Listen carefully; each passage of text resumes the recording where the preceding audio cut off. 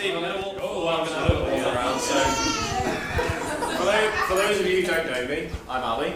I've had the honour today of being Phil's best man. If you see me at the bar later, you know, little drink wouldn't go amiss. Put a lot today. Anyhow, I know that you are filming this, and I did want to say, in terms of getting my best angle, try and get Phil's if you can. Probably from the back. Probably that's his best one. Anyway, is there anyone else here who's feeling a bit nervous or apprehensive? It's either me or you just married Phil. So preparing for this speech, I've bumped in a few people and I've said, you know, I need a few tips. I've never done one before, feeling a bit nervous. It was funny, as I was on the way to the venue this morning, I looked at the postman and he said, don't worry about the speech, Ali, it's all in the delivery. No, in all seriousness, keep it going, Slack, keep it going. In all seriousness now, I did speak to people and they said, how long should it last? And you've all said, you know, it's going to last quite a long time. But I was actually told that the speech should last as long as it takes the groom to make love. Oh. So,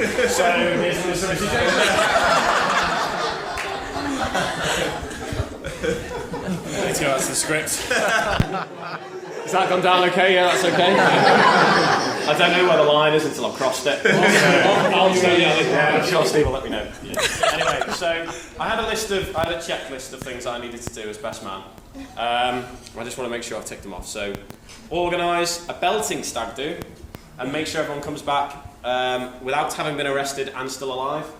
And having a stag do with Jonathan Jones on, and we still achieve that. Absolutely. It's quite an achievement, so check that one. We've lost Bonnie from the wedding, which is a problem, but anyway. Get Phil to the venue on time, check, we were there early. Carefully look after and don't lose the rings. We had a few panics there on that one. Small incident in the taxi where he nearly drove off with it, but we made it in the end. This is a good one. Act as moral support for the groom, one-man usher, which eventually increased to 3. Be a best man legal witness, check. This one was the easiest by far. Keep any mad ex-girlfriends out. Not yet. Just ex-girlfriends who have been not around as far as I'm aware. And last of all, deliver a cracking best man speech. So we're about a quarter way through that. So see how that goes, got a bit to go here. Anyway, right, so I need to observe the formalities. I just want to say how beautiful all of the women look today. In particular, Rachel and Charlotte, the bridesmaids, look absolutely beautiful. I love the coral dresses, and I know what coral is. And I'm sure you've been an amazing support to Steph in the last few months. I'm sure she needed it. She made quite a big commitment. Karen as well. I know that Steve is sat next to you. And Phil next to me, and quite the sandwich there. A rose between 2 corners, might say. But I just want to say that you also look beautiful today. And I know that Steve and you must be really proud of Phil for all that he's done. How amazing he's done today. Jan, mother of the bride, also looked beautiful. And I think we can all see where Steph gets her good looks from. I was told this, but it sounded like I was hitting on all the... And she said, that's probably what I'm going for. I am recently single. I'll cut that, no problem. And Steph, of course, the most important lady here. I really have loved getting to know you in the last few years whilst you've been with Phil. You really are an amazing young woman. An amazing young woman, I know you really are amazing, and you know, it's for that reason that I'm not going to rest until I get to the bottom of how you ended up with Phil. And I must say that today, watching you walk down, as I did with the rehearsal, it was just an amazing moment. And I know you said before, like just watching you down, it was just so beautiful, and I really want to say that was a real highlight for me. And as the sun came out as well, I think it was just a really perfect moment. And I think everyone will agree that you did look stunning, and it was pretty special. And I also want to say that I'm so honoured that you did actually ask me to be part of your day, and even let me get up and speak. that took some commitment. Anyway, right, on to Phil. What can I say? Right, well, first of all, looking at Phil today, it is miraculous what a bar is saying, and that's what we're going to do. Phil and I, as you may know, we've known each other since we were about 3 years old, preschool. Yeah. So about 3 years old, and not a lot's changed. Neither of us can grow a beard yet.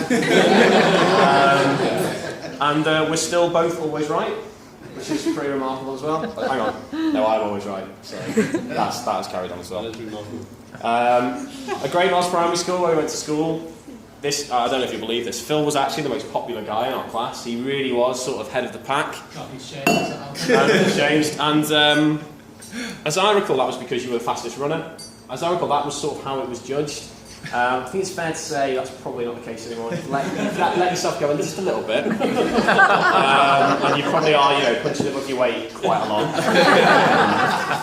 Now, but every cloud, Steph, if he tries to make a break for it, you're probably going to catch him. And best of all, you've still got Jack, so all's not lost. This is good. We spent our early years, we played football together every night in Mells Park. I've got really fond memories of that, coming home from school, playing out until it got dark, coming home, dirty clothes off, and then, well, to that. But Phil's a big Everton fan, I'm a big Wolves or Liverpool fan, depending on who's winning that week, or Leicester if they're winning as well. And whilst Phil did really love his football, in all honesty, when we did play, he was pretty rubbish in every position. But I'm hoping for you, Steph, he does better tonight. Hi, Steve, am I right? Okay. Anyway, not many of you will know as well, but in year 6, Phil actually started his own boy band that he was lead singer in. What was it called? I can't remember. It might be called Cold Wind. Cold Wind was his band. They actually wrote their own song, and I managed to recoup all the members of the band. Most of them are here, actually. John, I've managed to get them all back, and we're going to do but they did do a beautiful rendition of Flying Without Wings by Westlife, which was a good hit at the time. So, I mean, at the moment, the Year 6 talent show was really the peak of Phil's music career. With any luck tonight, if we get a few drinks, we're on the dance floor, you never know.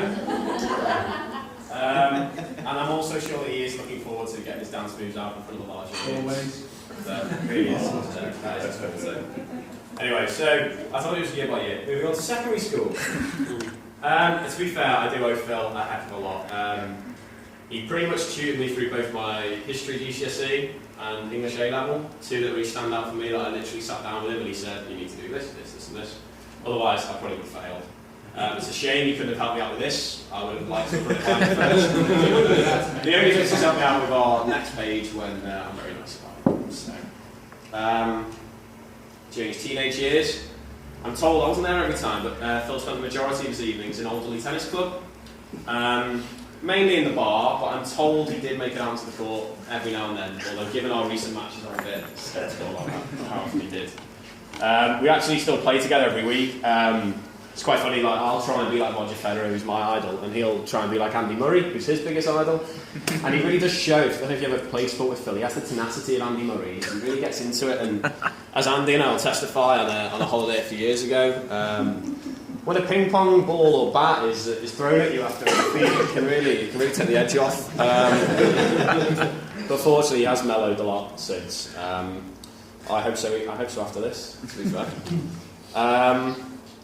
Right, we've had Tenerife 2007 and Magaluf 2008, and most recently, and really springs to mind, is the Stag Do in Amsterdam, which I'm sure you've all heard about. And we had a great time. Now, I wanted to regale you with all the stories and all the tales that we had, but in Phil's words, unless I want a divorce on my hands, I'm not allowed to tell them. However, I had written a few down, and I thought it would be a shame not to tell you. So, first of all, no, I can't say no, that's what it's not. You know what, sod it. You won't even know her again if it's all You're not taking food, so I'll leave that word. Anyway, I'll never forget the weekend that Phil told me that he was going to propose. Phil and I had travelled down to Sandhurst to watch our friend Andy be commissioned as an army officer. It was that weekend we were sat in Andy's dorm, weren't we? And Phil broke the news and said, "I've bought an engagement ring. I'm going to propose to Steph." It was a really special moment. And that weekend then we went to this ceremony where all Andy and his friends are being commissioned. And I remember being sat in this room thinking, "Wow, I mean, how's my friend getting? He's giving his life up to service, sacrifice, someone trying to kill him." And then Andy was getting the job as well, and that was pretty big. Anyway, so from tomorrow, Phil and Steph, they fly off to New York for their honeymoon. You've already heard this one, Phil. Flying off to the Big Apple, and as everyone on the stag do will testify, I'm sure Phil will have an amazing time. He certainly enjoyed what the Big Banana Club had to offer. Right, anyway, I'm just going to start to be nice now. What more can you say about somebody who he's worked his way up and is now rising very quickly to the top of his profession? No one has a bad word to say about him, and he really does distinguish himself from his peers. Sorry, that's enough about me. Sorry.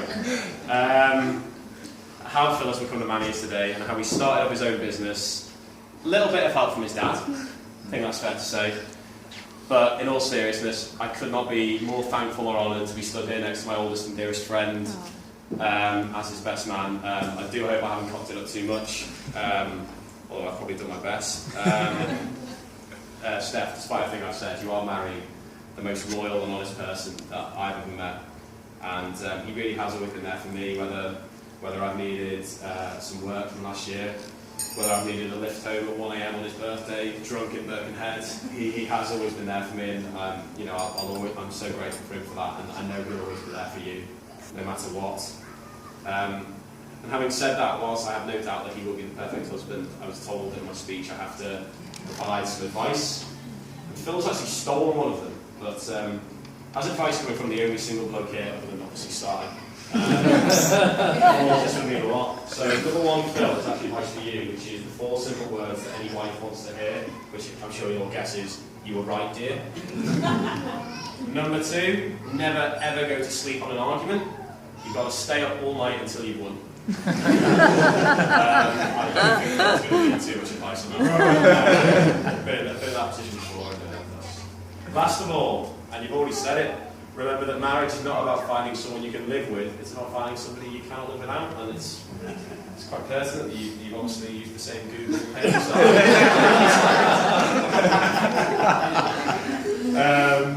Anyway, having spent time seeing you both together, I really can't imagine 2 people more perfect for each other. And today, I think, stood next to you both and seeing you so happy. And I know Mark read out his reading, and